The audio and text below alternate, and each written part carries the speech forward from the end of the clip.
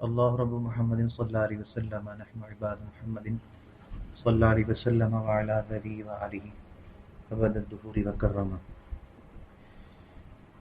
قربانی کی جانور کا بیان شروع کر رہے ہیں، یعنی قربانی کے لیے کون کون سے جانور شریعت کی طرف سے معین کیے گئے ہیں اور کن نقائص کی بنا پر ان کی قربانی ناجائز ہوگی، کون سے عیوب نقائص جو قابل تلافی ہیں اور کون سے قابل تلافی معافی نہیں ہیں، اور پھر قربانی میں افضلیت کا حصول کیسے ہو سکتا ہے، یہ سب ہم اس باب میں پڑھیں گے۔ مسئلہ ہے قربانی کے جانور تین قسم کے ہیں، اونٹ، گائے، بکری۔ ہر قسم میں اس کی جتنی نوعیں ہیں یعنی ٹائپس ہیں سب داخل ہیں، نر اور مادہ، خصی اور غیر خصی، سب کا ایک حکم ہے، یعنی سب کی قربانی ہو سکتی ہے۔ بھینس گائے میں شمار ہے، اس کی بھی قربانی ہو سکتی ہے۔ بھیڑ، دمبا بکری میں داخل ہیں، ان کی بھی قربانی ہو سکتی ہے۔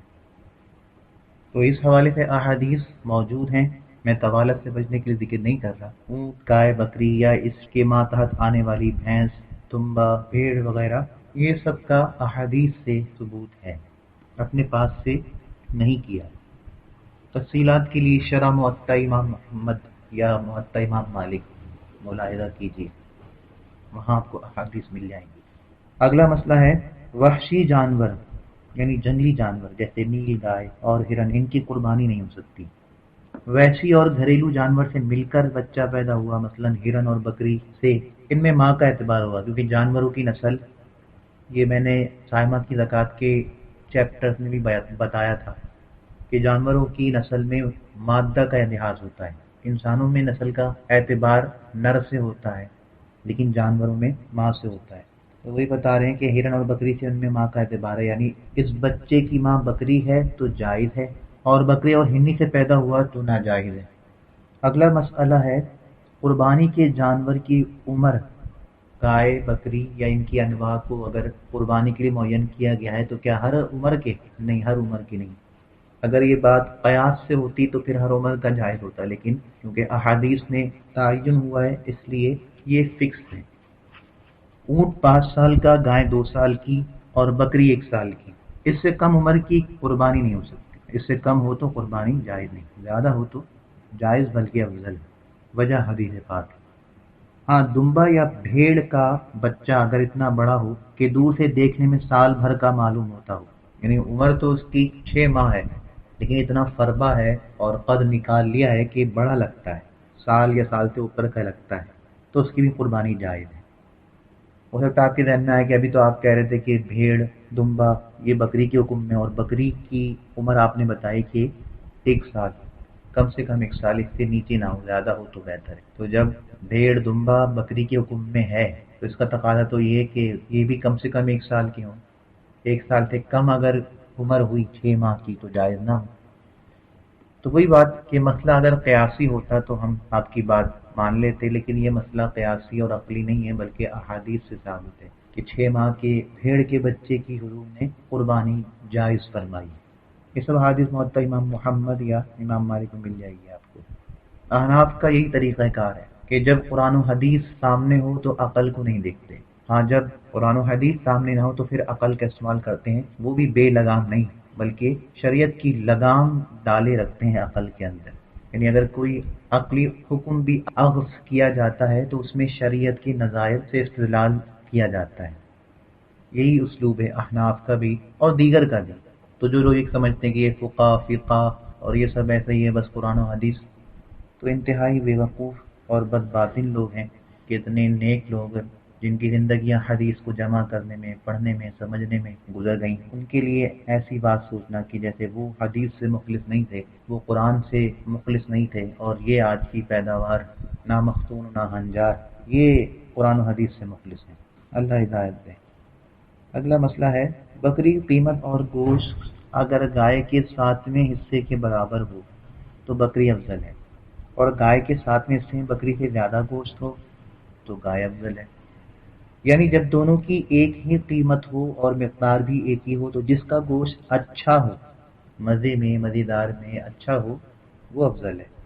اور اگر گوشت کی مقدار میں فرق ہو تو جس میں گوشت زیادہ ہو وہ افضل ہے۔ اصل میں یہاں ضابطہ یہ ہے ان معین جانوروں کے اندر چاہے وہ بکری ہو، بھیڑ ہو، دمبا ہو، گائے ہو، بھینس ہو، اونٹ ہو، اونٹنی ہو، مذکر ہو، مؤنث ہو، خصی ہو، غیر خصی ہو، کچھ بھی ہو، ان میں ضابطہ یہ ہے کہ دو الگ الگ جانور، یعنی گائے کا تقابل بکری سے یا اونٹ کا گائے سے، اس طرح، تو اگر یہ مقدار اور قیمت میں برابر ہیں، جتنے کا اونٹ ہے اتنے کی گائے ہے، یا جتنے کا اونٹ یا گائے کا ساتواں حصہ ہے اتنے ہی کی پوری بکری ہے، دونوں کی قیمت ریٹ سیم ہے، اور گوشت کی مقدار بھی سیم ہے، ساتویں حصے میں جتنا گوشت نکلے گا اتنا ہی ایک پوری بکری میں نکل آئے گا۔ تو اگر گوشت کی مقدار اور جانور کی قیمت میں دو مختلف جانور اگر سیم ہیں، سملر ہیں، تو پھر دیکھا جائے گا ان میں سے گوشت کس کا زیادہ اچھا ہے۔ جس کا گوشت اچھا ہوگا اس کی قربانی افضل ہوگی، یہاں بات افضلیت پہ ہو رہی ہے، یعنی زیادہ باعث ثواب ہوگی۔ وہ کم گوشت والی کی بھی جائے گی یا کم قیمت والی کی بھی ہو جائے گی، یوں ہی کم مزیدار گوشت والی جانور کی بھی قربانی ہو جائے گی۔ باقی یہ سب خوبیاں ثواب میں زیادتی کا باعث ہیں۔ تو دو مختلف جانور اگر گوشت کی مقدار اور قیمت میں سملر ہیں تو پھر حصول افضلیت کیسے ہوگا کہ ان میں جس کا گوشت اچھا ہوگا اس کی قربانی افضل ہوگی۔ اگر دونوں کا گوشت اچھا ہے، یعنی یہاں بھی سملرٹی ہو گئی، تو اب اس جانور کی کریں جو ایک کو ایک آئے، یعنی گائے کی ساتواں حصہ ایک پوری بکری سے قیمت میں، گوشت کی مقدار میں، تلذذ میں، ہر لحاظ سے برابر ہے، تو اب افضل کیا ہے کہ بکری کی جائے، کہ ایک پوری بکری ایک آدمی کے حصے میں آئے گی، اور وہاں پوری گائے ایک آدمی کے حصے میں نہیں آئے گی بلکہ ساتواں حصہ آئے گا۔ اور اگر دو مختلف جانور گوشت کی مقدار اور قیمت میں مختلف ہیں تو پھر گوشت دیکھا جائے کس کا اچھا ہے، جس کا گوشت اچھا ہے وہ افضل ہوگا۔ تو وہی بتا رہے ہیں، بکری کی قیمت اور گوشت اگر گائے کے ساتویں حصے کے برابر ہو تو بکری افضل ہے، گائے کے ساتویں حصے میں بکری سے زیادہ گوشت ہو تو گائے افضل ہے، اور جب دونوں کی ایک ہی قیمت ہو اور مقدار بھی ایک ہی ہو، جس کا گوشت اچھا ہو وہ افضل ہے، اور اگر گوشت کی مقدار میں فرق ہو تو جس میں گوشت زیادہ ہو وہ افضل ہے۔ اور مینڈھا بھیڑ سے اور دمبا دمبی سے افضل ہے جبکہ دونوں کی ایک قیمت ہو اور دونوں میں گوشت برابر ہو۔ بکری بکرے سے افضل ہے مگر خصی بکرا بکری سے افضل ہے، اور اونٹنی اونٹ سے اور گائے بیل سے افضل ہے جبکہ گوشت اور قیمت میں برابر ہوں۔ اب دیکھیں، بکری بکرے اونٹ اونٹنی اور گائے بیل کے اندر فیمیل کو ترجیح دی کہ وہ افضل ہے، اونٹنی افضل ہے، گائے افضل ہے، بکری افضل ہے، لیکن یہاں پر کہا کہ مینڈا بھیڑ سے اور دمبا دمبی سے افضل ہے۔ تو وجہ یہی ہے کہ جس کا گوشت اطیب ہے، اچھا ہے، مزیدار ہے، اس کی قربانی افضل ہے۔ تو مینڈھے کا بھیڑ سے اچھا ہوتا ہے گوشت، دمبے کا دمبی کے بنسبت اچھا ہوتا ہے، اور بکری کا بکرے کی بنسبت اچھا ہوتا ہے، لیکن اگر بکرے کو خصی کر دیا جائے، خصی سے مراد کہ اس کے عضو تناسل کے آس پاس جو فوطے لٹک رہے ہوتے ہیں انہیں کاٹ دیا جائے، تو اس کے گوشت پوش میں یہ عمل اضافے کا باعث بنتا ہے۔ یا آپ اگر معلومات کریں بکرا بکری وغیرہ پالنے والے یا اس طرح جانور کی نگہداشت کرنے والے، اس کے بارے میں معلومات رکھنے والے، تو وہ آپ کو بتائیں گے کہ کس جانور میں کیا عمل کرنے سے اس کے گوشت میں، چربی میں اور اس کی قیمت میں اضافہ ہو جاتا ہے۔ قیمت میں تبھی اضافہ ہوگا جب گوشت میں اضافہ ہوگا۔ تو خصی بکرے کی اس لیے افضل ہے، اس کے خصی ہونے سے گوشت میں اضافہ ہوتا ہے، گوشت میں اضافہ ہوگا تو قیمت میں اضافہ ہو جائے گا۔ تو اصل مدار یہ ہے کہ گوشت زیادہ اور اچھا حاصل ہو۔ اگلا مسئلہ ہے قربانی کے جانور کو عیب سے خالی ہونا چاہیے۔ یہاں سے عیوب و نقائص کا بیان ہو رہا ہے کہ جن کی وجہ سے قربانی یا تو مکروہ ہو جاتی ہے، یا ناجائز ہو جاتی ہے، یا جائز ہوتی ہے، اور یہ عیوب بھی احادیث میں بیان ہوئے ہیں۔ مسئلہ ہے قربانی کے جانور کو عیب سے خالی ہونا چاہیے، اور تھوڑا سا عیب ہو تو قربانی ہو جائے گی مگر مکروہ ہوگی، یعنی وہ عیب، وہ نقص کہ جو وجہ بنے گوشت میں کمی کا، اور گوشت میں کمی کی وجہ سے قیمت کم ہو جائے، مطلقاً عیب نہیں، جس عیب کی وجہ سے جانور کی قربانی مکروہ یا ناجائز ہوگی وہ عیب، وہ نقص کہ جس کی وجہ سے اس کے گوشت میں خرابی پیدا ہو یا کمی آ جائے اور قیمت اس کی گھٹ جائے، وہ عیب۔ ورنہ دیکھا جائے تو خصی کرنا یہ عیب ہے کہ اس کے جسم کا ایک حصہ کاٹ دیا، لیکن اس عیب سے جو مقصود ہے قربانی کا گوشت کا تطیب، اس میں کوئی فرق نہیں آیا، گوشت اچھا ہوا، زیادہ ہو گیا، پاکیزہ ہو گیا، تو وہ عیب مراد ہے کہ جو گوشت کے اندر خرابی، چربی میں کمی، قیمت میں کمی کا باعث ہو، وہ عیب۔ وہی بتا رہے ہیں اگر تھوڑا سا عیب ہو تو قربانی ہو جائے گی مگر مکروہ ہوگی، اور زیادہ عیب ہو تو ہوگی ہی نہیں۔ جس کے پیدائشی سینگ نہ ہوں اس کی قربانی جائز ہے، اور اگر سینگ تھے مگر ٹوٹ گیا اور مینگ تک ٹوٹا ہے تو ناجائز ہے، مینگ سے کم ٹوٹا ہے تو جائز ہے، اس لیے کہ اگر مینگ تک ٹوٹ گیا تو اس کا تعلق دماغ سے، دماغی رگوں سے اور مغز سے جا کے ہوتا ہے، وہاں تک ٹوٹنا جانور کی صحت پر اثر انداز ہوگا، اس کے گوشت میں چربی میں بہت فرق آ جائے گا، اس کی وجہ سے بھی قیمت گھٹ جائے گی۔ لیکن اگر اس سے اوپر ٹوٹا ہے کہ دماغ متاثر نہیں ہو رہا تو پھر یہ ایسا عیب نہیں ہے۔ جس جانور میں جنون ہے یعنی پاگل پن ہے اور اس حد کا ہے کہ وہ جانور چرتا بھی نہیں ہے تو اس کی قربانی ناجائز ہے، اور اگر جنون اس حد کا نہیں ہے، چر لیتا ہے وہ کھیت وغیرہ میں، تو پھر جائز ہے۔ لیکن یہ وہی بات ہے کہ کراہت باقی رہے گی، کہ ظاہر سی بات ہے جو بارگاہ الہی میں آپ تقرب کے لیے پیش کر رہے ہیں تو اس کا تو سب سے پرفیکٹ ہونا ضروری ہے، لیکن اس صورت میں بھی گنجائش ہے کہ ہو جائے گی، مکروہ ہوگی۔ خصی یعنی جس کے خصیے نکال لیے گئے ہوں، یا مجبور یعنی جس کے خصیے اور عضو تناسل سب کاٹ لیے گئے ہوں، ان کی قربانی جائز ہے۔ وجہ میں آپ کو بتا دوں کہ اس سے بظاہر تو اس میں عیب ہے لیکن اصل میں اس کا گوشت اچھا ہو جاتا ہے۔ اگر یقین نہ آئے تو جو اس کے ماہرین ہیں، جانور پالنے والے ہیں اور اس بارے میں معلومات رکھتے ہیں، ان سے پوچھ لیں آپ۔ اتنا بوڑھا کہ بچے کے قابل نہ رہا، یعنی کیا یہ نامرد ہو گیا، جانور کو تو خیر نہیں بول سکتے لیکن سمجھانے کے لیے کہہ رہا ہوں کہ وہ بچے کے قابل نہ رہا، اتنا بوڑھا ہو گیا۔ یا داغا ہوا جانور، دوسری صورت، یا جس کے دودھ نہ اترتا ہو، ان سب کی قربانی جائز ہے۔ کیوں کہ یہ عیب تو ہے، بچہ پیدا کرنے کے قابل نہیں ہے، داغا ہوا ہے یا دودھ نہیں اتر رہا، یہ عیب تو ہے، لیکن اس عیب کا تعلق اثر گوشت میں نہیں ہو رہا، گوشت میں کوئی خرابی یا کمی نہیں آ رہی جس کی وجہ سے قیمت بھی متاثر نہیں ہو رہی، اس لیے اس میں کوئی حرج نہیں۔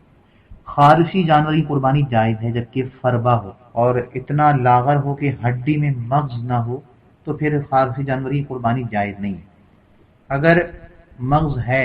ہڈی میں مغز ہے تو پھر اس کی بھی جائز ہے۔ یہاں نہیں لکھا لیکن فقہا کے ایک لفظ کا اعتبار ہوتا ہے کہ وہ جب کسی لفظ کو لکھ رہے ہیں، کسی جملے کو لکھ رہے ہیں تو وہ ماخذ جملے کے لیے قید ہے کہ نہیں، یہ بڑی سمجھنے کی چیزیں ہوتی ہیں۔ جب ہم درس نظامی ہم نے نہیں پڑھا تھا تو ہم تو اس کو ایسے ہی پڑھ لیا کرتے دیکھ کر کے، ہمیں ہوا بھی نہیں لگتی تھی ہوا کیا ہے، مسئلہ کتاب میں کیا لکھا ہے وہ ہمیں سمجھ میں آ جاتا تھا کہ اردو ہوتی تھی، لیکن پس پردہ کیا حقائق ہیں، کون سا ریزن ہے جس کے ارد گرد حکم گردش کر رہا ہے اور کس بنیاد پر وہ بدل بھی سکتا ہے، وہ ہمیں اس کی ہوا بھی نہیں لگتی تھی۔ اب یہی دیکھ لیں کہ ایک عام آدمی پڑھے گا کہ ہڈی میں مغز نہ رہا تو قربانی جائز نہیں، اس کا کیا مطلب ہے؟ جو میں نے آپ کو مطلب بتایا یہ ایک عام آدمی کبھی بھی نہیں نکال سکتا، یعنی اگر مغز ہے،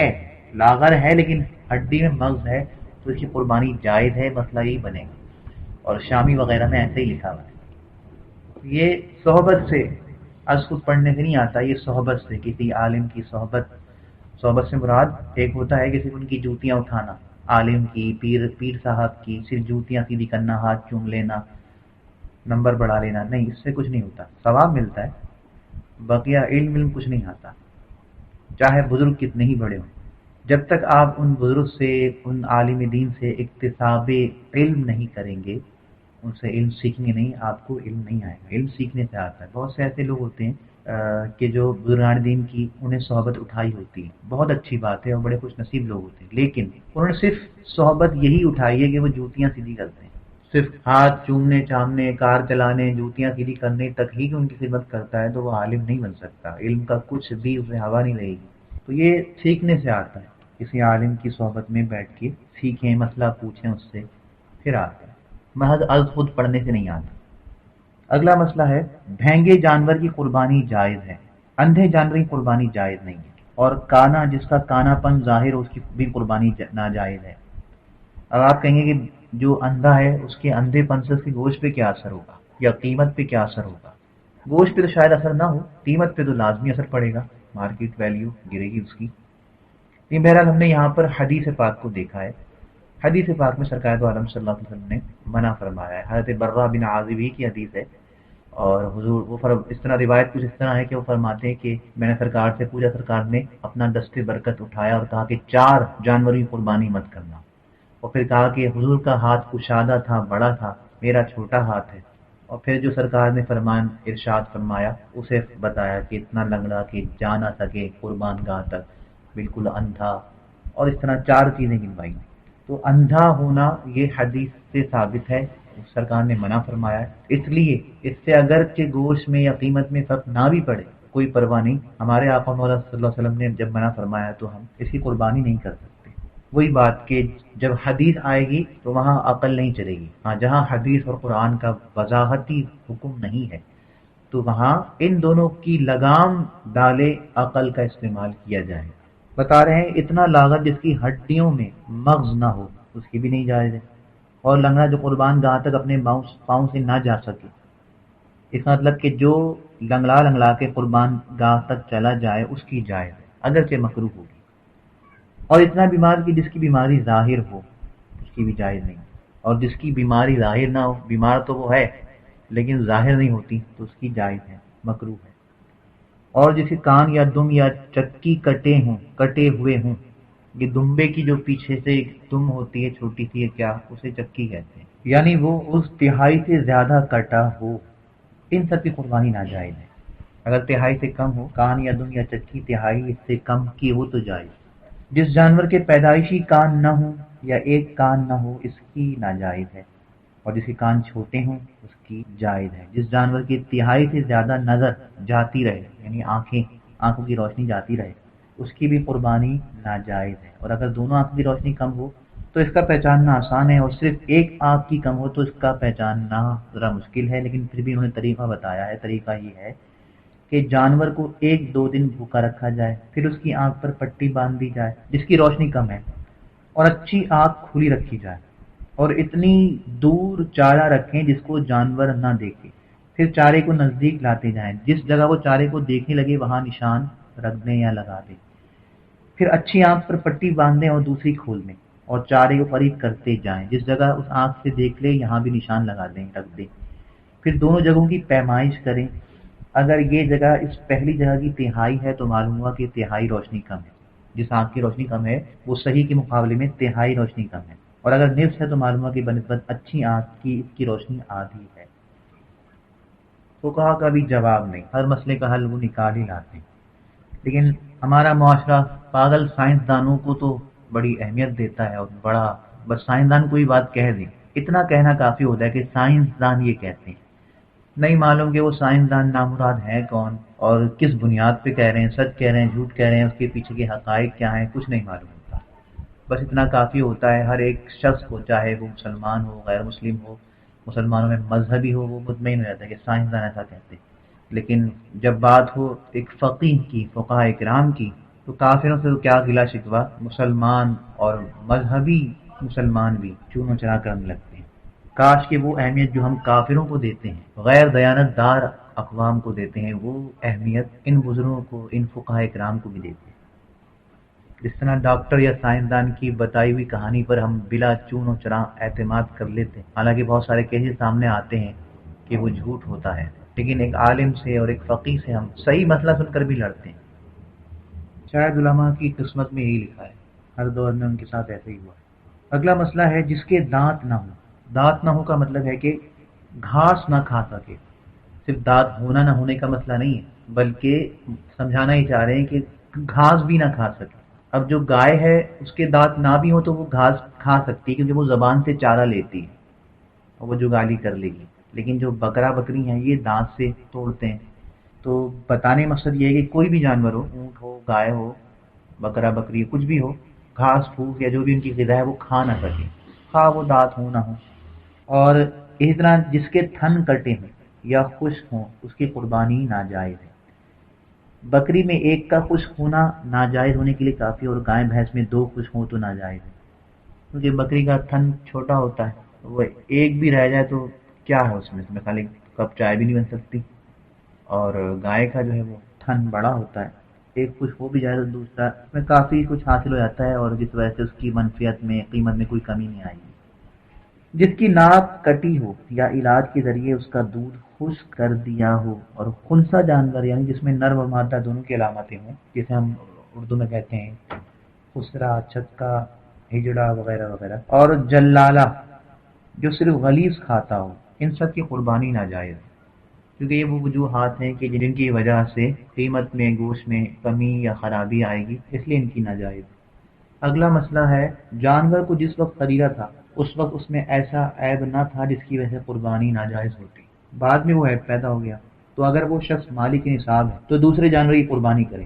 اور اگر مالک نصاب نہیں ہے یعنی غنی نہیں ہے، امیر نہیں ہے، تو اسی کی قربانی کر لے۔ یعنی اگر امیر ہے، غنی ہے، تو اس پر اسی جانور کی قربانی کرنا کافی نہیں ہوگا،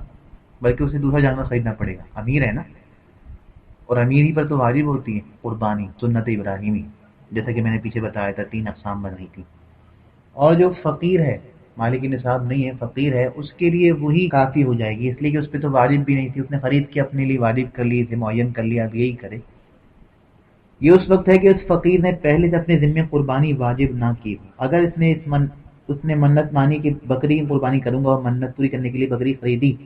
اس وقت بکری میں ایسا عیب نہ تھا، پھر پیدا ہو گیا، اس صورت میں فقیر کے لیے بھی یہی حکم ہے کہ دوسرے جانور کی قربانی کرے۔ یعنی اگر منت مانی شریعت نے واجب نہیں کیا تھا، اس نے خود ہی اپنے اوپر لازم کیا، تو اب تو سارے شرائط کا لحاظ کرنا ہوگا، اور فقیر ہونے کی وجہ سے واجب نہیں تھی، پھر بھی بتکلف خرید لایا تو واجب تو ہو گئی، لیکن پھر بھی شریعت اس کا کچھ نہ کچھ لحاظ کرے گی اور اسے رخصت دی جائے گی، یہ جو تم لائے ہو اسی کو کر لو، یہی کافی ہے۔ تو غنی اور فقیر کا مسئلہ تھوڑا ڈفرینٹ ہے۔ فقیر نے جس وقت جانور خریدا تھا اسی وقت اس میں ایسا عیب تھا جس سے قربانی ناجائز ہوتی، یعنی وہ عیب کہ جو گوشت میں، چربی میں، قیمت میں کمی اور خرابی کا باعث بنے، وہ عیب تھا، اور وہ عیب قربانی کے وقت تک باقی رہا تو اس کی قربانی کر سکتا ہے۔ اور غنی عیب دار خریدے اور عیب دار ہی کی قربانی کرے تو ناجائز ہے، غنی ہونا اس کا کب فائدہ دے گا، وہ تو دوسری بھی خرید سکتا ہے تو وہ خریدے، فقیر کو گنجائش ہے۔ اور اگر عیبی جانور کو خریدا تھا اور بعد میں اس کا عیب جاتا رہا، علاج ہو گیا بعد میں اس کا، یا جو بھی کھا پی کے جو بھی ڈائٹ وائٹ کرا کے صحیح کر دیا، تو غنی اور فقیر دونوں کے لیے اس کی قربانی جائز ہے۔ مثلا ایسا لاغر جانور خریدا جس کی قربانی ناجائز ہے، لیکن جب خرید کر لے آئے تو وہ قربہ ہو گیا، کھلانا پلانا بورنویٹا وغیرہ پلایا، اچھا ہو گیا، تو غنی بھی اس کی قربانی کر سکتا ہے، کیونکہ جو عیب تھا جس کی وجہ سے گوشت کم ہو رہا تھا یا قیمت گر رہی تھی، وہ اس نے اپنے خرچے سے دور کر دیا۔ مسئلہ ہے قربانی کرتے وقت جانور اچھلا کودا، یعنی جس وقت جانور کو لٹالتے ہیں اور سب چاروں طرف سے اس کو قصائی حضرات پکڑ لیتے ہیں، رسی باندھ کے گراتے ہیں، تو وہ اچھلتا ہے، پھڑکتا ہے، اس وقت عیب پیدا ہوا۔ بعض جگہ گلیاں تنگ ہوتی ہیں، جانور اچھلتا ہے، بھاگتا ہے، جا کے کسی دکان میں کھمبے میں گھس گیا، اس کو چوٹ لگتی ہے، جانور ہے بیچارہ۔ اب اس وقت عیب جو پیدا ہوا، یہ عیب مضر نہیں ہے، یعنی اس سے قربانی میں کوئی حرج نہیں آئے گا، قربانی ہو جائے گی۔ اور اگر اچھلنے کودنے سے عیب پیدا ہو گیا اور وہ چھوٹ کر بھاگ گیا اور فوراً پکڑ لیا گیا اور ذبح کر دیا گیا، جب بھی قربانی ہو جائے گی۔ فوراً نہیں پکڑا گیا، قربانی کا وقت گزر گیا، اگلا دن آ گیا، تو پھر شاید نہیں ہوگی۔ مسئلہ ہے قربانی کا جانور مر گیا تو غنی پر لازم ہے کہ دوسرے جانور کی قربانی کرے، اور فقیر کے ذمے دوسرا جانور واجب نہیں ہے، اس لیے کہ ایک تو پہلے ہی وہ فقیر تھا، اس پہ قربانی واجب نہیں تھی، لیکن بتکلف خرید کے لایا تو اس کے لیے اب یہی جانور معین ہو گیا۔ غنی کے لیے تو جانور معین نہیں ہوتا، اس پر تو بس قربانی واجب ہے، وہ چاہے 1 لائے، 2 لائے، 3 لائے، جتنے بھی لائے۔ اور جیسا میں نے پہلے بتایا تھا کہ غنی اپنا جانور بیچنا چاہے تو بیچ سکتا ہے، فقیر نہیں بیچ سکتا، کیونکہ اس کے لیے وہی معین ہو گیا۔ تو وہی بتا رہے ہیں، اور فقیر کے ذمے دوسرا جانور واجب نہیں، اور اگر قربانی کا جانور گم ہو گیا یا چوری ہو گیا اور اس کی جگہ دوسرا جانور خرید لیا، جب دوسرا جانور خرید کے لائے تو وہ جو پہلا گم ہو گیا تھا یا چوری ہو گیا تھا یا جو بھی، وہ مل گیا، پولیس والوں کو شرم آ گئی، حیا آ گئی، کچھ وہ لے کے آ گئے، ڈھونڈ کے لے آئے۔ تو اب غنی کو اختیار ہے کہ دونوں میں جس ایک کو چاہے قربانی کرے، اور فقیر پر تو واجب ہے کہ دونوں ہی کی قربانی کرے، اس کے لیے دونوں معین ہو گئے۔ غنی کے لیے معین نہیں ہوئے، اس لیے اسے اختیار ہے جس کی چاہے کرے اور جسے چاہے رکھ لے، لیکن اس صورت میں جو ہے پھر اسے قیمت کا لحاظ کرنا پڑے گا، وہ آ گیا تھا مسئلہ یہ۔ مگر غنی نے اگر پہلے جانور کی قربانی کی تو اگرچہ اس کی قیمت دوسرے سے کم ہو کوئی حرج نہیں، اور اگر دوسرے کی قربانی کی اور اس کی قیمت پہلے سے کم ہے تو جتنی کمی ہے اتنی رقم صدقہ کرے۔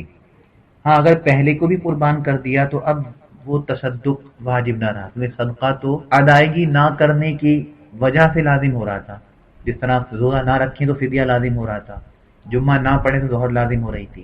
لیکن جب جمعہ ہی پڑھ لیا، روزہ ہی رکھ لیا، تو اب فدیہ اور ظہر کیا ضرورت؟ اس لیے پھر تصدق واجب نہیں رہے گا اگر دونوں ہی قربان کر لیے۔